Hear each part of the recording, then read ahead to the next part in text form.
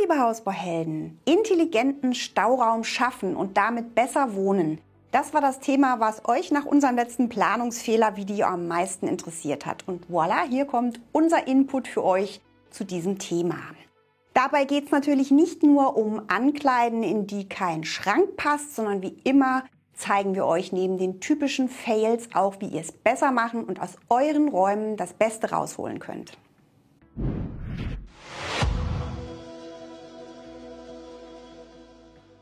Stauraum passiert nicht von selbst. Es ist keine Abfallfläche, die irgendwie beim Bauen entsteht und die man hinterher als Abstellfläche nutzen kann.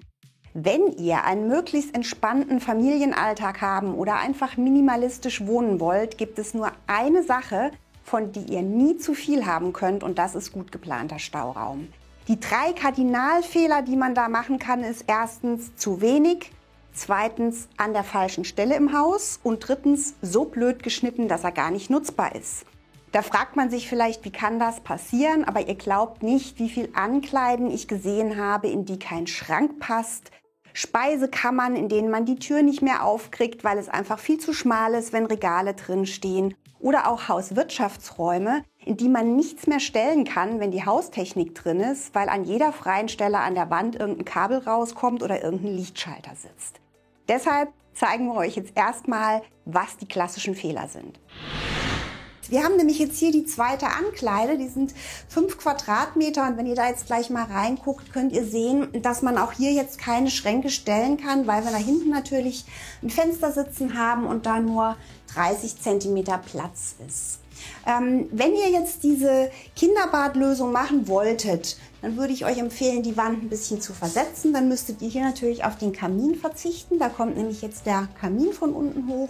Dann könnte man auch hier eine Tür zum Flur machen. Und dann wäre das ein Raum, den man wirklich sehr gut nutzen könnte, auch als Zugang für diesen Elternbereich. In die Nebenküche. Das sind nochmal 3,2 Quadratmeter, wäre so eine kleine Speisekammer, ist jetzt aber hier als Nebenküche inszeniert. Das heißt, hier sind jetzt nochmal ein Waschbecken, Backofen und Kühlschrank und Waschmaschine, und dafür ist es eigentlich dann fast schon ein bisschen eng. Also wenn ihr jetzt hier diese tiefe Küchenzeile habt mit den 67, bleiben hier nochmal 75 cm über. Wenn ihr dann da jetzt den Backofen öffnet oder dahinter dann noch zum Kühlschrank müsst oder hier zu dieser Spülschublade, würde ich mir einfach überlegen, ob man das dann hier mit einer schmaleren Zeile löst oder das Ganze als Speisekammer nutzt und die Geräte in der Hauptküche unterbringt. Grob gesagt gibt es 2 unterschiedliche Arten von Stauraum. Erstens so Nischen und Ecken unter Treppen, unter Dachschrägen, die irgendwo im Grundriss übrig bleiben und die sich klassischerweise am besten mit maßgefertigten Einbaumöbeln zum Stauraum umfunktionieren lassen. Hier auf der linken Seite haben wir schon das erste Highlight. Das ist keine Wand zwischen Küche und Diele, sondern ein riesen Einbauelement. Hier gibt es also ganz viel Stauraum. Es gibt Garderobe, hier Schränke, es gibt hier oben Stauraum, es gibt hier unten Stauraum für Schuhe. Hier auch nochmal ein Schuhschrank, der also wirklich komplett von oben bis unten mit Schuhregalen voll ist. Und natürlich auch eine Sitznische, wo man Schuhe an- und ausziehen kann, den Kindern die Gummistiefel von den Füßen nehmen und so weiter. Und natürlich dann auch ein paar offene Haken. Das Ganze ist schon mit so einer gepolsterten Rückwand gemacht, die also auch nicht schmutzempfindlich ist, sodass man sich da auch anlehnen, Sachen hinhängen kann und eigentlich für alles gesorgt ist. Ein Tipp: Einbaumöbel, die Stauraum schaffen sollen, immer mit Türen planen. Offene Regale sind kein Stauraum, sondern Staubfänger oder Deko.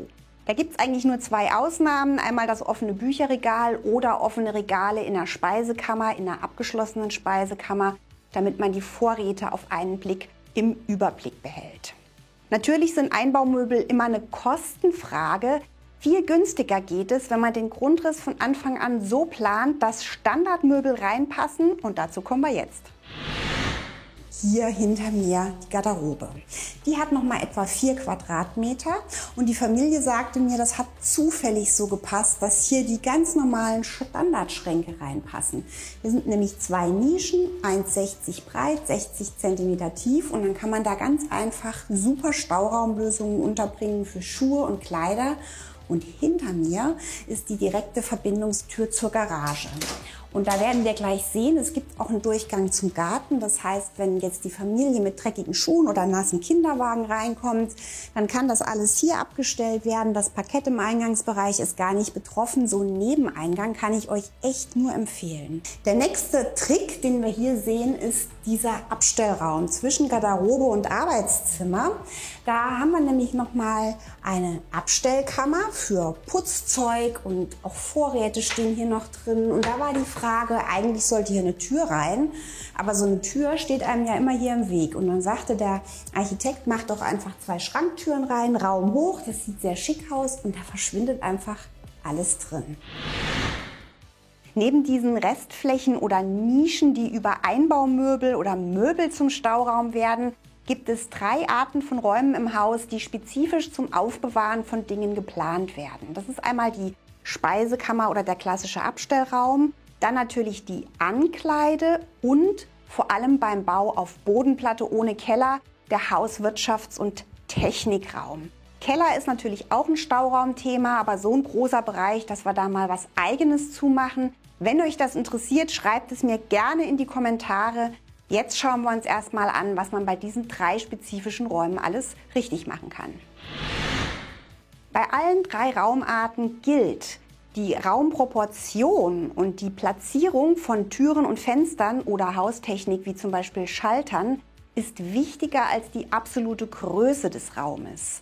Um die optimale Raumbreite festzulegen, überlegt euch, was wollt ihr für Regale und Schränke da drin haben? Haben die 30, 40 oder 60 cm Tiefe? Wollt ihr den Raum zweizeilig oder sogar dreizeilig nutzen? Dann macht ihr noch eine Zugabe für die Tiefe der Türen in geöffnetem Zustand, multipliziert das Ganze und so bekommt ihr die optimale Breite für eure Ankleide- oder Speisekammer. Was die Länge des Raums oder die Breite von Schranknischen angeht, bedenkt bitte, die meisten Standardmöbel sind in 50 cm oder 1 Meter Rastern zu bekommen und erweiterbar. Deshalb macht eine Schranknische von 2,40 Meter Breite vielleicht nicht so viel Sinn. Überlegt euch, wie viele Elemente wollt ihr da reinstellen und vergesst nicht, ein paar Zentimeter Luft für die Fußleisten zuzugeben. Falls ihr die nämlich im Raum unten durchlaufend habt, dürft ihr die nicht vergessen. Es gibt nämlich nichts Ärgerlicheres, als wenn die Nische nachher 2 cm zu schmal ist, um den Schrank reinzuschieben. Hier hinter mir ist super praktisch für so eine offene Küche gleich so eine kleine Speisekammer mit angeschlossen.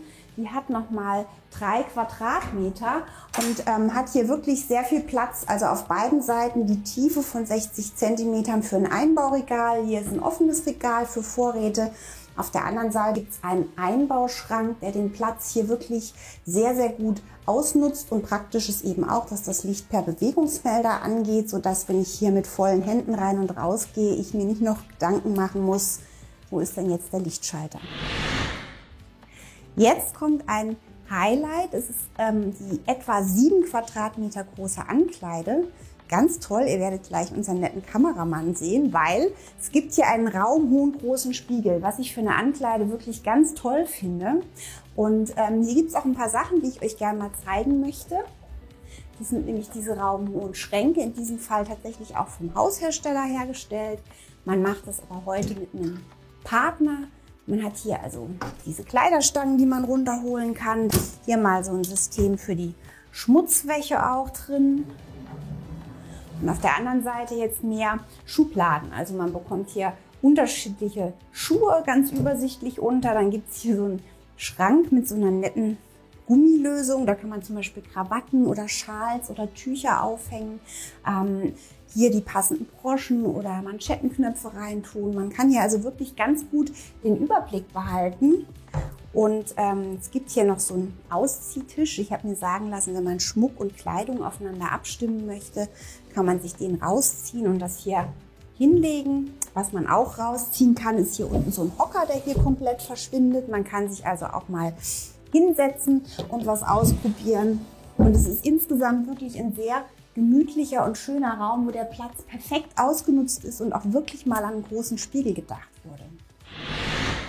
Hier geht es nämlich rein durch das Garderobenelement in den Hauswirtschaftsraum. Ich hätte fast Technikraum gesagt, ist es aber gar nicht. Hier ist zwar die komplette Plus-Energietechnik drin, wir haben aber nur 10,5 Quadratmeter und zwar hier über Eck den Raum unter der Treppe genutzt. Ihr könnt mal kurz hier mit rumgucken. Das ist so ein neues Element, wo also die Wärmepumpe, der Warmwasserspeicher unter dieser Treppenschräge eingebaut sind. Diese Elemente haben hier nur 26 oder 27 cm Tiefe. Das nimmt also wenig Platz weg und sieht auch noch schick aus. Hinter mir der Batteriespeicher für die Plus-Energietechnik mit 10 Kilowattstunden Kapazität. Und hier die Lüftungsanlage. Da ist übrigens auch ein Enthalpietauscher drin für eine ausgeglichene Luftfeuchte. Weil diese Technik da jetzt so super wenig Platz wegnimmt, ist hier noch Platz durch dieses Fenster, dass das Ganze ein vollwertiger Hauswirtschaftsraum ist. Ihr habt Platz für Waschmaschine und Trockner, einen praktischen Einbauschrank. Wir haben hier etwa 13,8 Quadratmeter Hauswirtschafts- und Technikraum. Das Ganze ist jetzt getrennt durch so eine Wand, damit man hier vorne einen etwas schöneren Hauswirtschaftsbereich hat mit Anschluss für Waschmaschine und Trockner, ein Ausgussbecken, ein Einbauschrank für die Putzsachen. Hier auch ein Fenster, da passt ein Bügelbrett hin. Kleiner Tipp von mir, wenn ihr dahinter einen Garten habt, ist es auch super, hier eine Tür zu haben, einen Nebeneingang. Dann könnt ihr auf kurzem Weg die Wäsche raushängen und ihr habt eine Schmutzschleuse, wenn mal jemand mit matschigen Gummistiefeln reinkommt, hier durch den gefliesten Hauswirtschaftsraum, was vor allen Dingen toll ist, wenn ihr das Parkett vorne im Eingangsbereich bis zur Tür legen wollt. Man will natürlich im Grundriss keinen Platz verschwenden für Nebenflächen, aber vermutlich werden euch 2 Quadratmeter mehr gut geplanter Stauraum mehr Lebensqualität bringen als ein 2 Quadratmeter größeres Wohnzimmer. Ein Kardinalfehler beim Bau auf Bodenplatte ohne Keller ist, dass der Hauswirtschaftsraum zu klein geplant wird. Bei Bau auf Bodenplatte sollte der mindestens 12 Quadratmeter groß sein, optimal mit Zugang von außen als Schmutzschleuse und mit Platz zum Bügeln neben Waschmaschine und Trockner. Außerdem solltet ihr Platz für zusätzliche Haustechnik wie Batteriespeicher und so weiter einplanen, wenn ihr das später nachrüsten wollt, und möglichst einen Raum immer mit Tageslichtversorgung planen.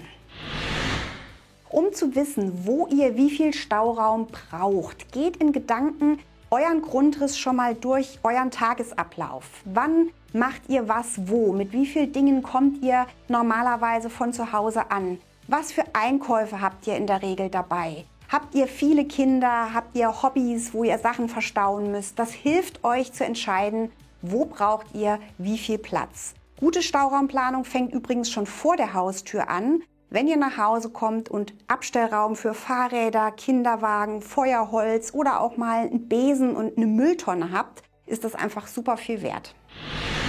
Und dieser eingehauste Balkon, das ist ja dieser Bereich, der da nochmal überdacht vorspringt, bietet diesen praktischen kleinen Abstellraum für die Mülltonnen, die gelben Säcke, Besen oder Gartengeräte, was man vielleicht hier vorne so braucht. Ich hoffe, da waren wieder Tipps und Ideen für euch dabei. Gerne könnt ihr mir in die Kommentare schreiben, was für Planungsfails ihr gemacht habt oder über welche Themen ihr da gerne noch Bescheid wissen würdet. Und vielleicht noch ein Wort in eigener Sache, weil so viele kommentiert haben, wo bleiben die Haustouren? Ab nächste Woche sind wir bei hoffentlich wieder gutem Wetter wieder viel mehr für euch draußen unterwegs und bringen auch frische Haustouren für euch mit. Versprochen. Und wenn ihr das alles nicht verpassen wollt, dann abonniert doch unseren Kanal, am besten mit Glocke. Denn dann verpasst ihr auch alle weiteren Videos nicht von und für Hausbauhelden.